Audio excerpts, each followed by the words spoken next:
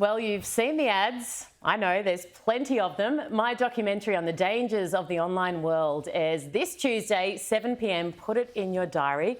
Now, it's an issue that you all know I'm very passionate about. Protecting our kids is what drives that.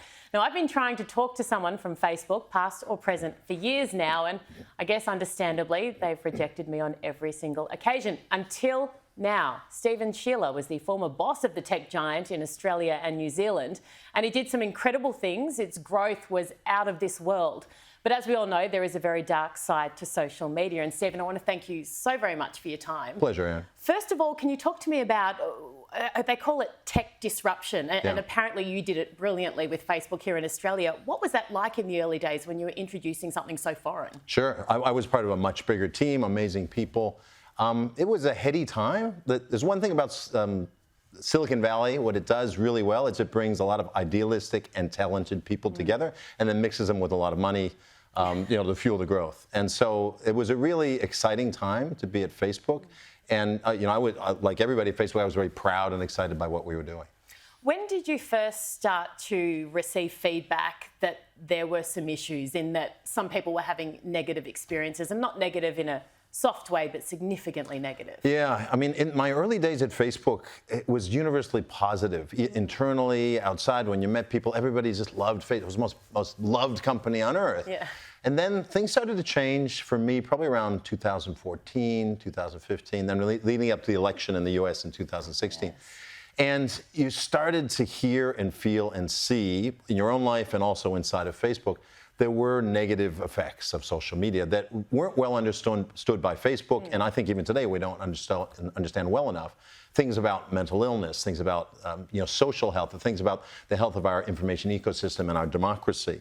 And all those things were kind of bubbling under the surface, and I noticed them probably around that time. Did Mark Zuckerberg notice them as well, and did you have conversations with him about these concerns? I mean, was it something that he was aware of? So in all honesty, I never talked to Mark one-on-one about this topic. I'm sure he had plenty of other conversations about it.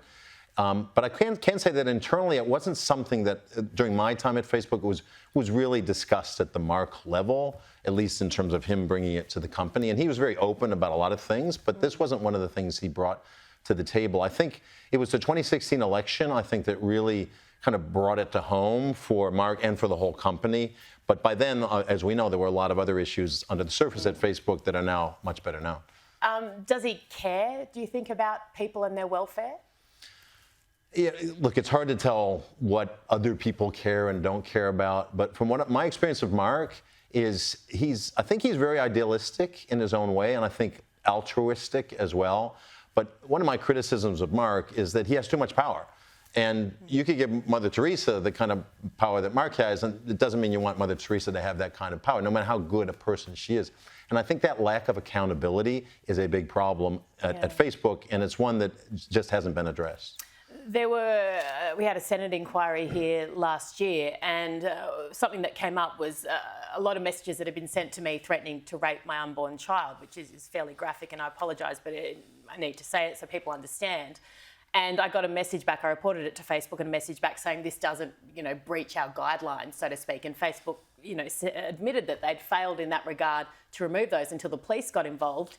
What can Facebook do? You know the company inside and out. What can they do to, still respect freedom of speech and people's rights to interact or to have robust debate, but make sure that that kind of thing is not being sent? Well, you've just asked the biggest question of all, which is how does one company moderate all of that speech? And that's across billions of users every day posting hundreds, thousands of things every day. And that's, you don't want people looking for your private messages, but if someone is reporting it, is someone not looking at that? Felt like it was just an automated response. Surely if someone's reporting something, it should be an easier process. The reality is probably it's not being looked at by a human being unless it gets to another stage. There's just too much volume of content on Facebook for a human being to moderate everything. It's just not going to happen. And Facebook. But then should they be able to run them? Because I look at it as a shop. If you walk into a shop, there's water on the floor, you slip over. They're responsible for your safety whilst you are in their environment. I tend to agree with you. I think the excuse that says that the platform is simply too big to police says that, well, the platform shouldn't be that big then, right? And so I think that's not a viable excuse. And then Facebook tries to use AI and machine learning to solve the problem, which clearly is not good enough today to do that. And so you've got a lot of problems that are happening that on social media that the company itself can't control. Yeah. And so I think we've come into an era where we really didn't understand what Facebook had created, and now we're starting to see some of the bad effects. But leaving Facebook in charge of fixing it, I don't think is the right solution. Absolutely. And that's why these world first laws in Australia are really important that force social media companies to act, and we'll start to see whether or not they work shortly. Very quickly, there is a great side to social media. You just mentioned AI. You're working now with a company that's looking at the human brain from a health perspective. How does that work? Just explain that to me. Indeed. I was very lucky to team up with a couple of brilliant neuroscientists, neurosurgeon data scientists. So we use AI, machine learning, big data, the kind of techniques developed in Silicon Valley, but we now apply them to the biggest data processor in the world, which is your brain, and we build maps of that brain from basically the way that information is flowing around your brain. We're kind of the Google Maps of the human brain.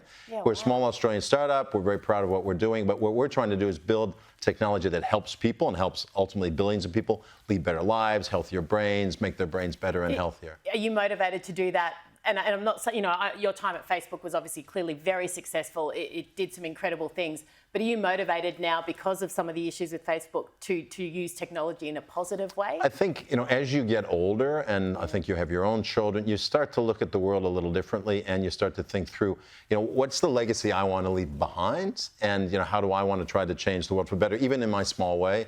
And this is one of those ways. That's definitely true. Oh, well, amazing. Stephen Shearer, I thank you so much for actually coming on air with me and chatting, which no one else, I've tried plenty, no one else has done, so really appreciate it. My pleasure. Thank you so much. Really Good to be appreciate here. it.